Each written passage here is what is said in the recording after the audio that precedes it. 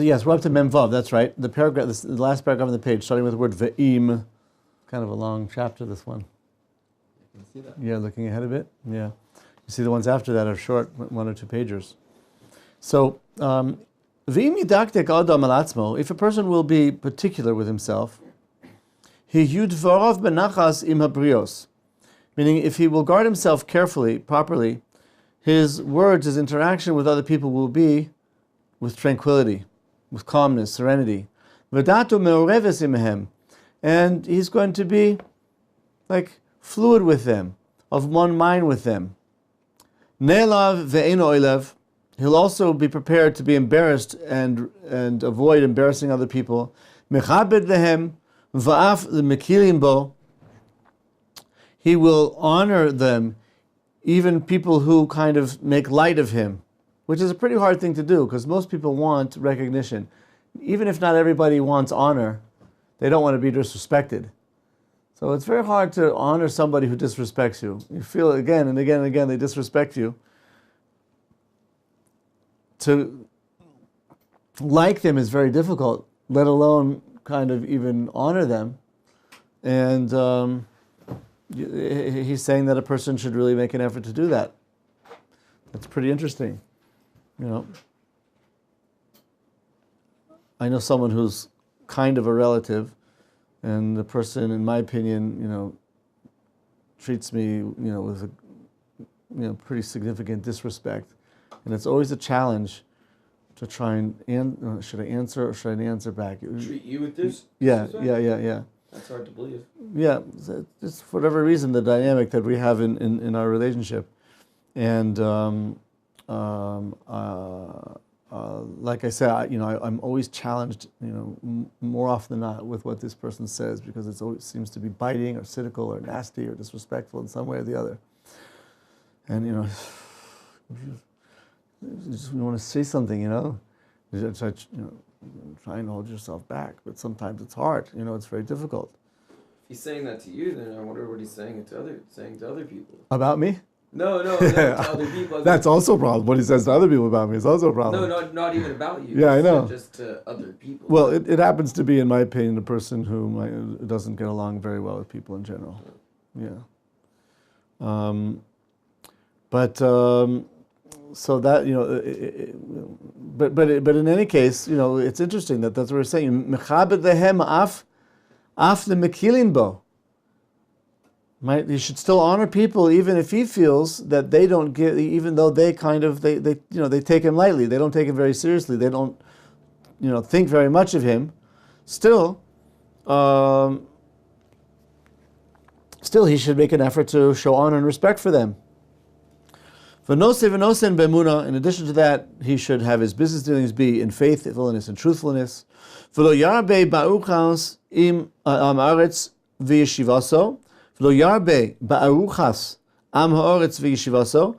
spend a lot of time with people who are like, you know, coarse, not particularly refined, or amaretz, like they're not interested in Torah or mitzvos and things like this. If you have to have interactions with them and dealings with these people, you know, on an occasional basis, that's one thing. But to, you know, befriend these people and spend too much time with them to the point where it could be a bad influence on a person's level of observance, then it's a problem. And a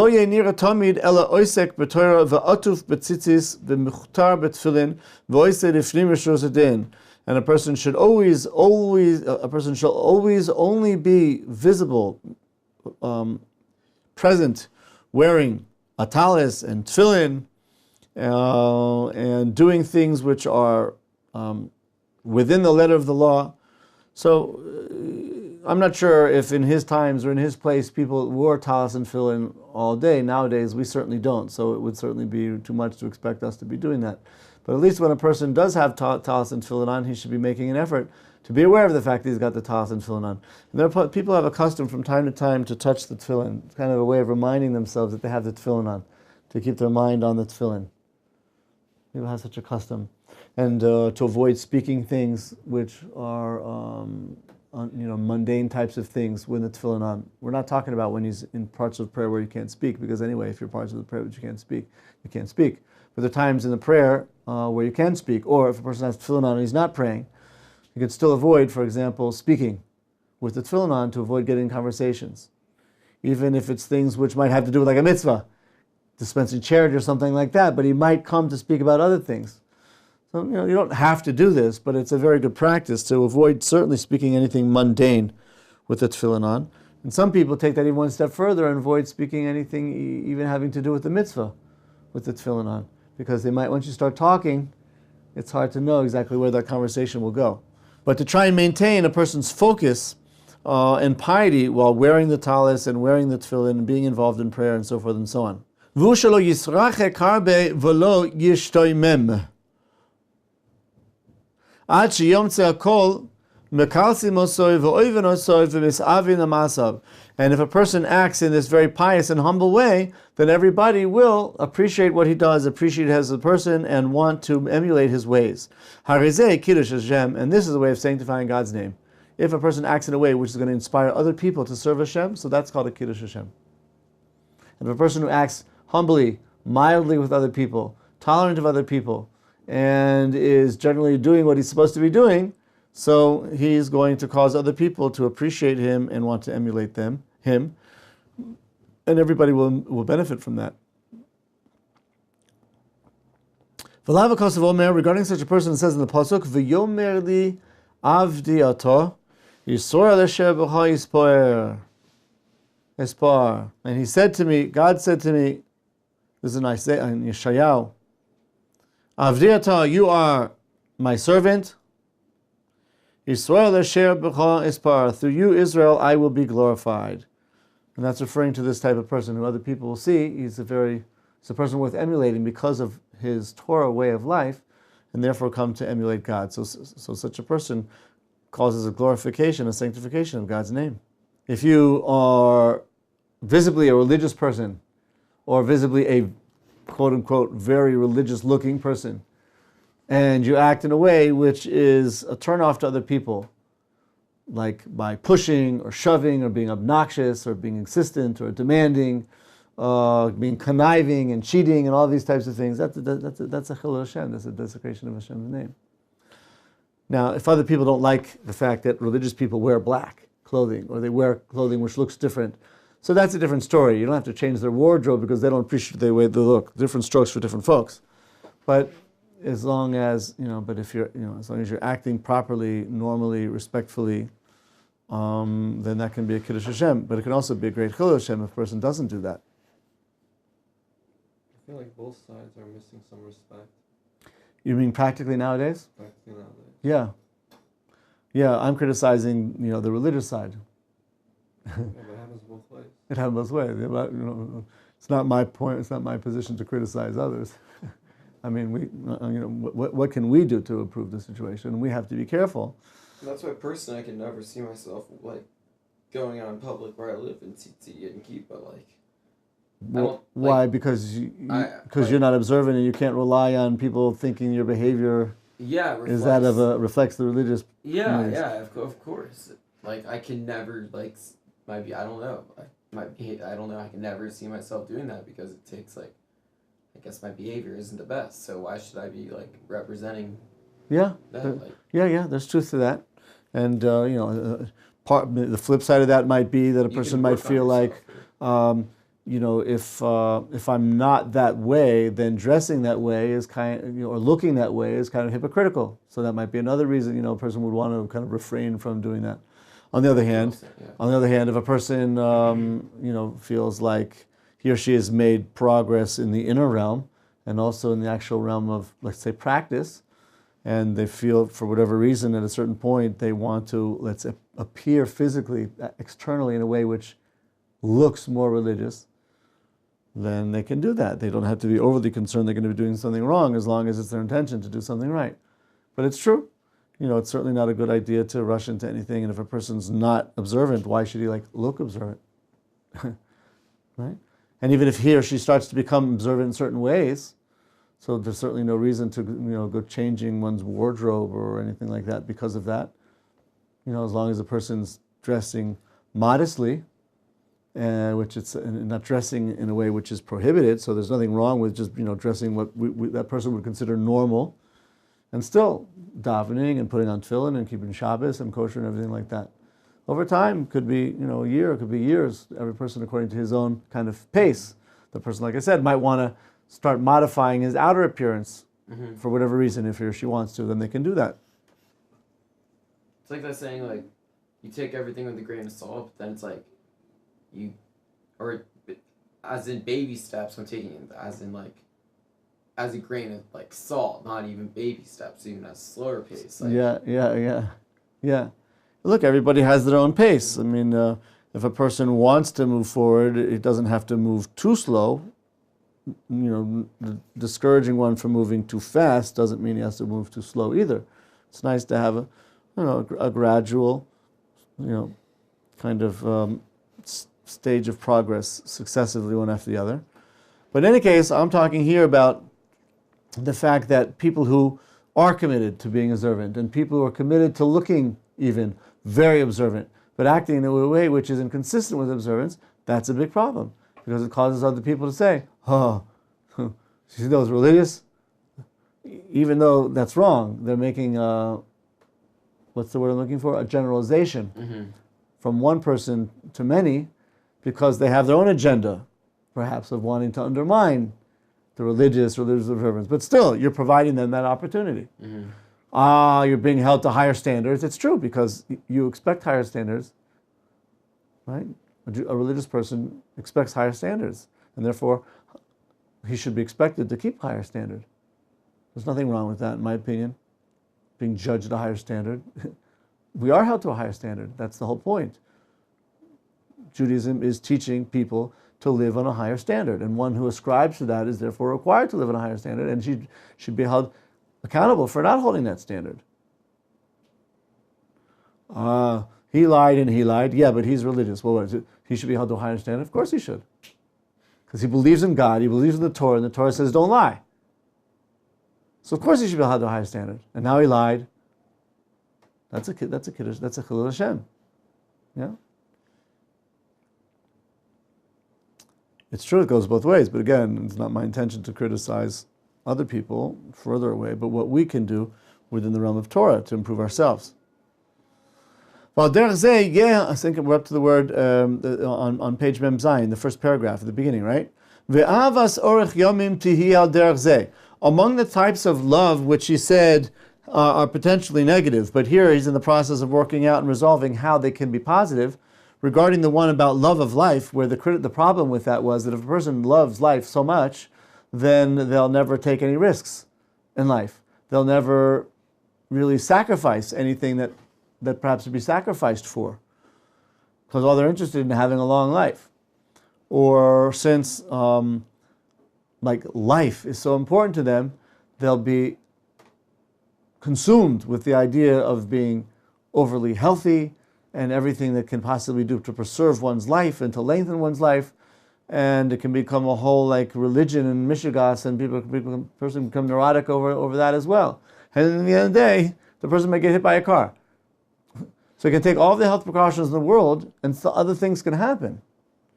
So if you get yourself too worked up and too crazy about, believe I try and eat healthy personally, I try and exercise and so forth and so on. And I'm not saying a person shouldn't do that. I'm just saying if a person puts all of his emphasis and interest in life in being super healthy to the point where they're like a health guru, and they don't have any time or interest for Torah and mitzvos, so that's out of balance. And at the end of the day, there's no guarantee that person will live a long life. You have no way of knowing. In the meantime, they would have missed out on all of that Torah and mitzvos that they could have learned otherwise. It's so funny you say that. There's like in my area, like Huntington Beach where I live, everyone is so health concerned, but then they smoke pot all day, every day, or something like that. It's why, it's so counterproductive. Yeah, right. Why would you're harming your lungs more than you're I don't know. Everyone's super health freaks, and then you see them do all these counterproductive things. Right. Look, people so justify all types of irrational, contradictory behavior. I remember when I was studying medicine, I was working in in an operating room, and in the cardiothoracic surgery unit where they were doing open heart surgery, and we were involved in surgical procedures, people's hearts, who were often, very unhealthy and occluded because of things like fats and salts and smoking and other types of unhealthy behavior. And day after day, or at least a few times a week, when we had these operations, you would see the same thing time and time again, included veins and arteries and so forth and so on. And nevertheless, every time after an operation, or sometimes in the middle of an operation, the doctors would break and go into the doctor's lounge, and there was a canteen there, and they would order cheeseburgers and fries, and sit down and load on the salt, and then order some coffee and have a smoke. I was like, I cannot believe this. Then you just see what happens. I mean, and I was just a student. These are people who dedicated their lives, to studying a healthy heart and what are things which are detrimental to a healthy heart, and practically operating on people's hearts in order to save their lives, from these types of behaviors. And within a span of just a few minutes, they would be working on this piece of, unhealthy meat on the operating table, and then be consuming this piece of unhealthy meat on the dinner, on the lounge table. And it was just, I couldn't believe it. It's mind blowing. Yeah, I couldn't believe it. And these types of contradictions that I saw, as well as others, made me feel like I'm looking for something which is a little more holistic. Where you practice what you preach, or you at least try to, and it affects everything, every sphere of life. And therefore, for me, I found Judaism to be much more in tune with what I was looking for than that type of a thing. But in any case, people live with all types of contradictions because it makes them feel good in one way or the other. So he says here, "V'amas orch yomim tihi al derech zeh." The love of life should take the following expression: Sheyehav yemei chayav, lo vor sheyochav yishteh. He should love the days of his life, not because he wants to eat and drink, v'yeneh b'yemei chayav hevlo, in order to just pass away the days of his life here in enjoyment. Ach yachshov meleches haTorah v'amitzvos meruba.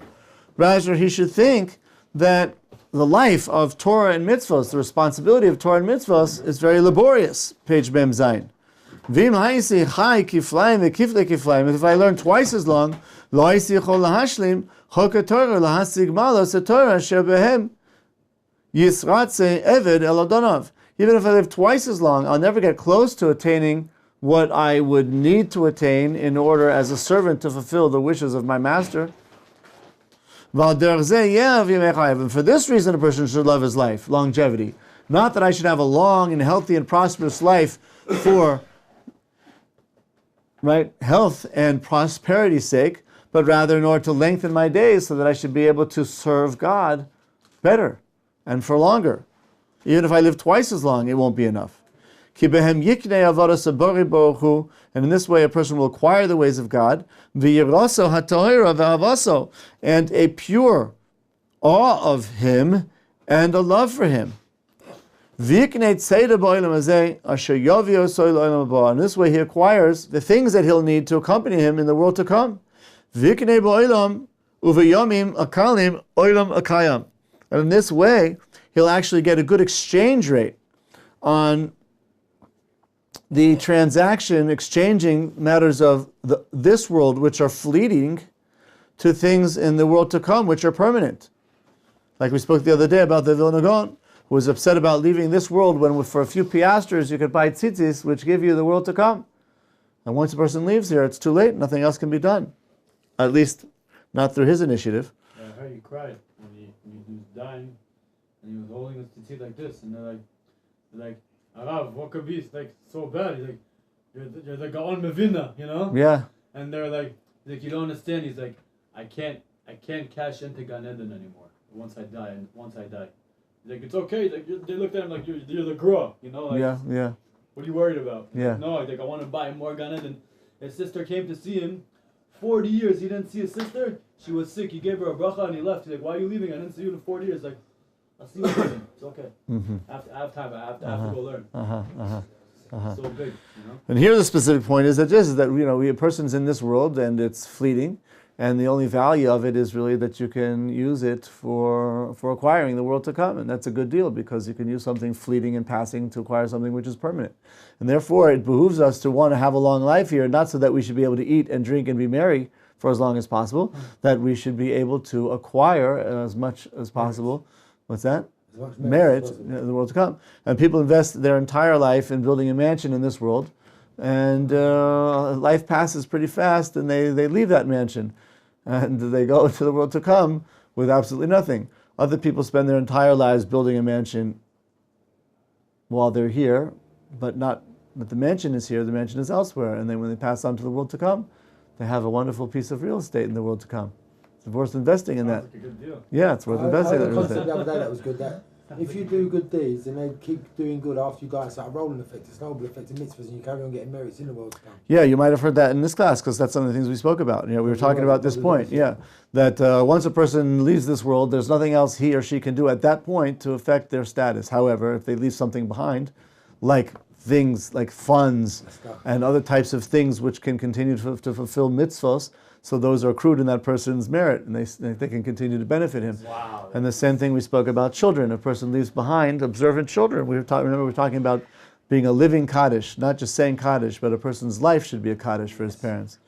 If a person leaves children behind who are going in the ways of Hashem, to the extent to which this person is the reason for his children living that way, so his children's acts actually merit him in his favor. Yeah. It goes to 3 generations, right?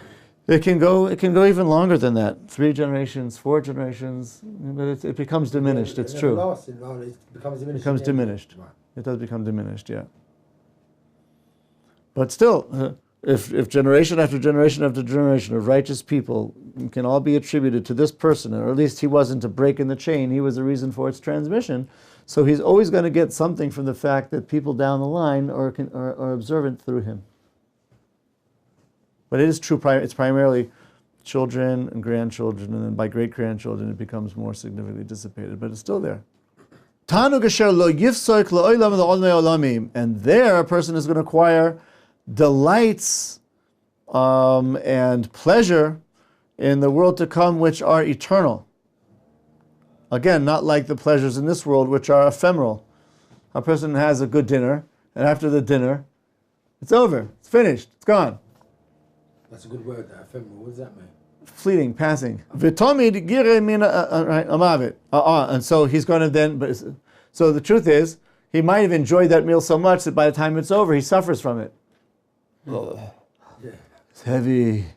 Yeah, he might actually kind of might. Enjoying it so much. Yes, yeah, he might not enjoy the way that meal comes out either. It might not come out in the most pleasurable way. Yeah. So the pleasure is fleeting. In the end of the day, if he indulges in it too much, it might be harmful. But ultimately, it's going to pass, and then he's going to want it again. So it becomes a vicious cycle, which basically takes a person out of the loop. It's like chasing the wrong pleasures, isn't it? Yeah, which is not the case regarding pleasures in the world to come. These are things which can last forever. V'tamid gira min hamavis, a person should always be afraid of death. Kishem adayin lo higia letachlis hashleimus. Right,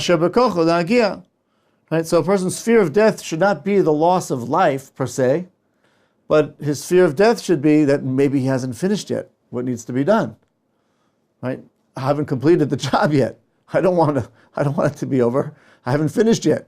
There's more to do. Other people are like, I don't want to die. Right?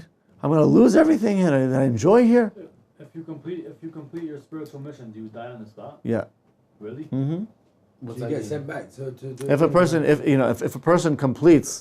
person's spiritual mission is completed, then he expires or she expires, and that's one of the reasons why it's explained. You went to heaven, no? Because you finished your mission, no? Yeah. Not Not necessarily. I mean, go to heaven, but like for example, Kabbalah talks about Gilgul Neshamos, which is reincarnation, and there's a teaching there that the first time a soul is carnated. Perhaps the word is incarnated, but let's say incarnated. The first time a soul is incarnated in a body, that soul is able to achieve perfection through this world, and then attain its its place in the world to come. So then I'll leave that One second. example of No, that. okay. Now, if a person for whatever reason did not achieve that level of perfection in the first incarnation, then the person can be reincarnated. In the same body, in the same life Incarnated again into this world, into a different body. But at this time, the person is only going to be focusing on perfecting one of the three levels of soul, nefesh, ruach, and neshama. It's brought down in the Shar Gulgulim of Rav Chaim Vital, the Talmud of the Arizal, that once a person perfects everything that needs to be perfected on that level of nefesh, for example, the person dies. Then they come back again, they're reincarnated a second time in order to start working on ruach. Once ruach has been perfected, there's no reason for that person to stay in this world. In fact, staying in this world any longer is unnecessarily suffering for the soul. So the person expires, dies, and then the person would be reincarnated, let's say a third time, in order to perfect neshama. And So one of you- those three these are- translate to? Yes, these are three different levels of soul: nefesh, ruach, and neshama. Where nefesh is associated primarily with the physical realm, ruach is associated with the realm of emotion and speech, and neshama with the realm of thought. Okay. And they correspond to different types of mitzvahs that are associated with the realm of action, or with the realm of thought, or with the realm of emotion, like loving God, or speech, things having to do with So for all speaking. we know, we could be in the third stage now. We don't know. Yes. In fact, the Arizal taught, and that's the generally accepted opinion nowadays, is that most people are at some stage of one of the reincarnations. I like to think I'm in the Neshama stage. You could actually, if you really get deep into Kabbalah, you can find out, right? I don't know if theoretically that's true. Practically, I don't think I'm not. It's probably not too likely nowadays. But yes, in the But old it's possible. in the old days, and there are stories of the Arizal actually telling people, what level of soul they're here to perfect, why they've been reincarnated, what they have to do to utilize the opportunity properly, and so forth and Do so you think on. you'd half have an idea by how you're holding, by what you feel inside? Say it again. Do you think you'd have an idea of what level you're on by knowing what you're holding, how you feel inside, what the mitzvahs mean to you and all that? There's a Gemara which says that a person should only learn en adam lomed ela shelibo chofetz. A person should only learn those areas of Torah where his heart desires, and there are many realms of Torah. There's halacha, there's hashkafa, there's musar, there's kabbalah, there's agadita, many different areas of Torah. What is this exactly? This is called musar, what we're learning here, And Musar translates into as kind of self-improvement? yes, yeah. I suppose Everything pertains to halakha, now, doesn't it? Like all the stuff we learn. everything pertains to everything, really, because it's all one holistic body of divine knowledge, and so that everything is interconnected, one and the other. It all means the same on a certain level. So I very much enjoy this one. I enjoy the ones we do in the morning. What's that we do in the morning? That's straight Gemara. halakha, isn't it? That's Gemara, and it's dealing with halacha issues. Yeah. See, I Yeah. like that one. I like this one as well. Oh, Ask this a is my question if you don't favorite. mind. Good, yeah. So I'm not like you said, it's just very unlikely because like the level of this, our spiritual level is very Yeah, low. right. I mean, if you really get deep into it, you can know who you came from the last life and what you're here to fix and what you need to do. I mean, if you really get deep into Kabbalah. That's kind of what he was asking. I mean, even if we fall short of being able to do that, are there other ways? And I started to say to you that, the Kabbalists explained this teaching of the Gemara that a person should only learn where his heart desires is an indication of the types of Torah which he did not really work on a previous lifetime. The things which he has less of a desire to learn are things which he's already fulfilled. Oh yeah. Yeah, and the things which he has kind of an urge to learn, this is a sign of things which he has to fulfill now in order to perfect himself. That's like, I like halakha a lot now. I like halakha a lot now. Yeah, they tell us Wait, repeat that again, sorry. that there's a teaching in the Talmud which says that a person should only learn the areas of Torah that he is compelled, feels desired, has an incentive, an urge to learn. And the Kabbalists explain this based on reincarnation to mean that those areas of Torah that a person is less drawn to is an indication that he's learned quite a lot of them in previous reincarnations. The one that he's desiring to learn now are things which he didn't spend enough attention, didn't pay enough attention to in previous lifetime. In any given lifetime, a person should learn as many of the different areas as completely as possible. Yes, and that doesn't. We should not take this to mean that if I don't like learning Gemara, I'm not going to learn Gemara. No, you have to make an effort to learn Gemara. But still, if a person has a stronger urge for halacha, then he's allowed to, and perhaps even encouraged to spend more of an emphasis on halacha than Gemara. Not. To be honest, That's the Jewish law. I really strongly believe in this. That I'm not saying it's not important. It's very important to learn Gemara, but at the end of the day, it's like this guy does this, and this guy says that, and this guy says that, and if you want to learn, how to learn by yourself, you're gonna have to learn Gemara. You have no choice. But at the end of the day, I really think that halacha is really more important. The Gemara says that as well. Yeah. The Gemara says that as well about the Gemara vis-a-vis the halacha. Yeah, But that being said, that it is true that you only get to the halacha via the Gemara. And whatever we have from the halacha, it only comes out from the Gemara, which comes out from the Mishnah, which comes out from Torah Sheba'al Peh, which is connected to Torah Shebechtav. So it's actually all holistically interlinked. And a person might have difficulty appreciating certain of those links, and might be interested in others more than, but still he should at least recognize that given all of the value there is to halacha, we only have it because of the Gemara. And without the Gemara, there would be no halacha. So what we learn in your class in the morning, Rabbi Ullman, is that the same as Mishnah? That's Mishnah and Gemara, yeah. Because I like that Mishnah, but I'm doing another Mishnah at the minute about being potter or hive for things.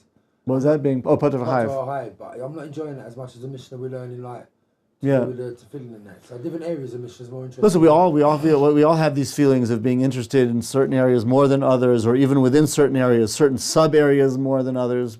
Really, we should be working as much as possible in trying to be open to and enthusiastic and happy about as many different areas. So and even if I don't really relate to this, I can still try and be happy and appreciate it because it's part of the wisdom of God. That being said, it's true that a person who's going to be more, let's say, theoretical, is going to appreciate things which are a little more, be able to appreciate things which maybe are more theoretical. And a person who's a little more like tangible, practical, down to earth is going to appreciate things which are more relevant to daily living. And that would explain why some people like certain things, and even within Gemara, you might prefer one area as opposed to another. But still, even if we recognize that we have, let's say, propensity for certain areas or certain topics, it shouldn't be it shouldn't be to the exclusion of other things. We're allowed to, however, to give ourselves some liberty to indulge ourselves in the things which we like more, according to this, because it's an indication that we need to work on this more. And there's a famous story about the Arizal, who, of course, set up an academy, a group, a collection of Kabbalists who were penetrating the deepest secrets of the Torah. And there was a great rabbi among that group of people named Rav Moshe Al-Sheikh, and he wanted to be a part of the group, but the Arizal denied his access, and he didn't understand why, because he was a Torah scholar on the caliber of the others. And he explained to him that in a previous lifestyle, he mastered everything that he needed regarding the Kabbalah, the mysticism. In this lifetime, he had to put even more emphasis on things having to do with just the Chumash and a deep, thorough understanding of the verses of the Torah itself. That's what I like, is when the Chumash, like the Parshas, with the stories from the Torah. And it turns out that this Moshe El-Sheikh wrote one of the greatest and classic commentaries on the entire on the Chumash. And if he had been part of this academy, he wouldn't have done that. The Arizal pointed out to him that he needs to be learning that part of Torah. Did the Arizal just look at you and tell you, like, whoa, this is who you are? Yes. Guys are learning, bro. Bro, he's a saint. Of course. He and this type of rabbi, people of his caliber, yes, were able to. Look at you 1 second. I don't know exactly how it works, but Rabbi Ullman, something like that. they're capable of things you wouldn't even know they're capable of. Them rabbis at high levels. That's They're it. deep with their mysticism. Yeah, you guys are sold. I see. I heard there's a rabbi who does hypnotism in the old city. They can, He's able to regress into a past lifetime. That could be. yeah, they can do all that. That could be. But I mean, By the way, like that one second. But that's that's not. That's not necessarily a Torah thing. I mean, there are people in the general world who are doing that, using hypnosis to do past life regression. If this person is doing it, presumably he's doing it within the confines of halacha and Jewish philosophy and theology and things like that.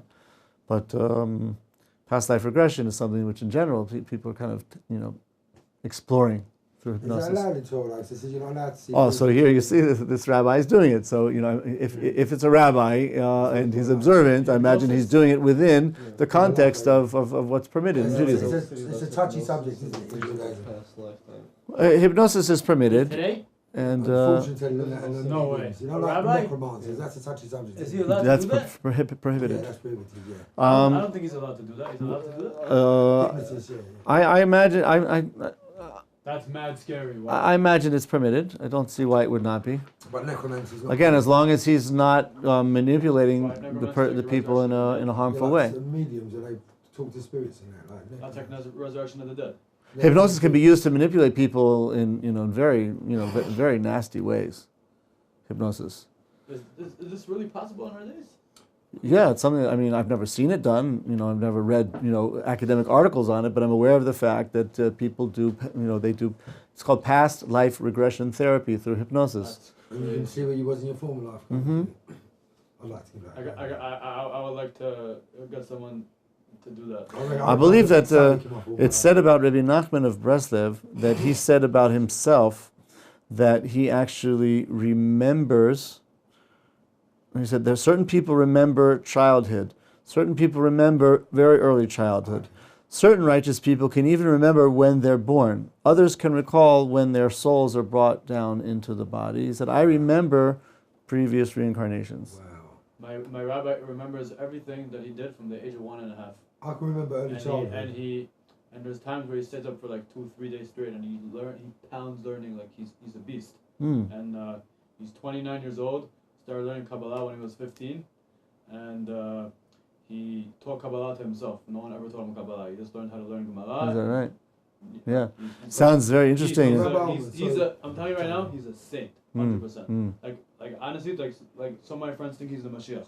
He's, That's very interesting, and it sounds very unique. I would only say that Kabbalah is called Kabbalah because it comes from the word to receive, and therefore it's really only something that a person can truly understand or can be relied on to understand and teach and speak about if he has, a tradition. He's received it from someone. Yeah. Maybe this rabbi has had a rabbi and received it from them, or maybe the fact that he's read from books are a way of receiving it.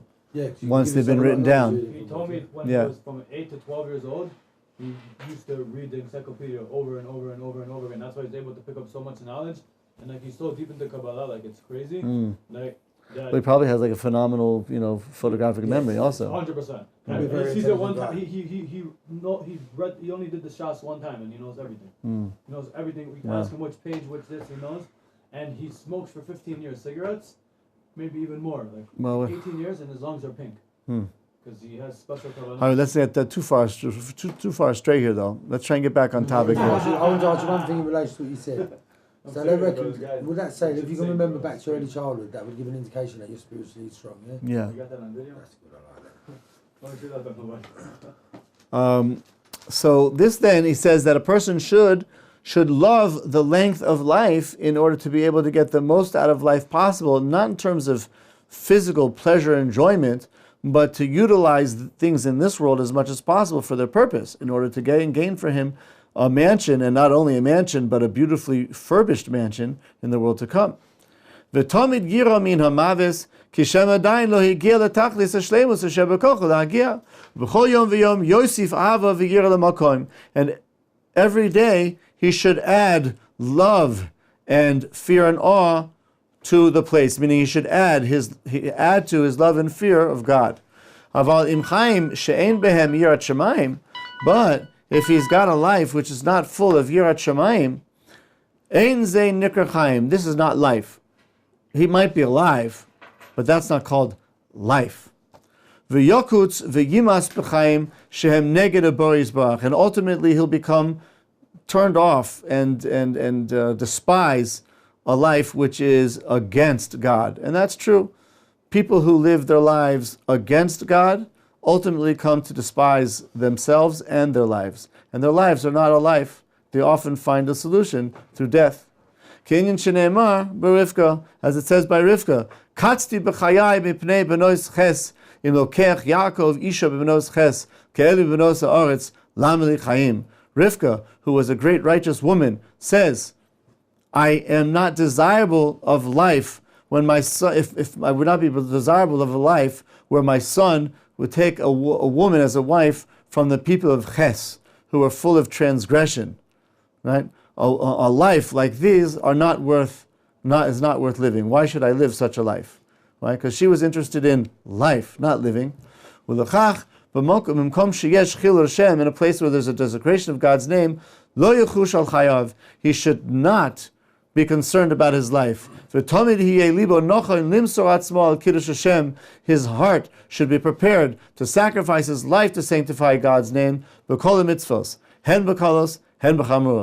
they're strict or even lenient mitzvos. And this is the part of the age-old tradition among the Jewish people, that if God forbid the non-Jews are threatening Jews to live a non-Jewish lifestyle, to deny God or to abrogate His laws, to transgress, Jews have, by and large, through all pages and places in history and all times, been willing and prepared to give up their lives and not to deny God or to deny their commitment to Torah and the mitzvahs by transgressing, giving up their lives, sacrificing their lives. If a Jew can kill that person, better he kill that person than submit. But he has no choice but to submit. Rather, the person should be willing to give up his life and not sin. A person who loves life for life's sake, where it's not life, but it's living. So I should say loves life for living's sake, just to be alive and to eat and to drink and to enjoy a nice breeze in his face sitting on the side of a mountain or something like that. So he would compromise his belief in God and his commitment to the mitzvahs in order to continue living.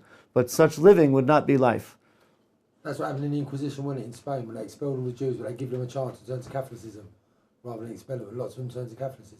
That's right. That's right. I mean, we certainly, it's hard to judge people, and we wouldn't want to be in that situation. However, we should strengthen ourselves to think that if we were in that position, we should be willing to give up our lives, because ultimately, what you would be doing afterwards would be living, but that would not be life. But dying, if necessary for these purposes, would give a person life. Okay, let's end here.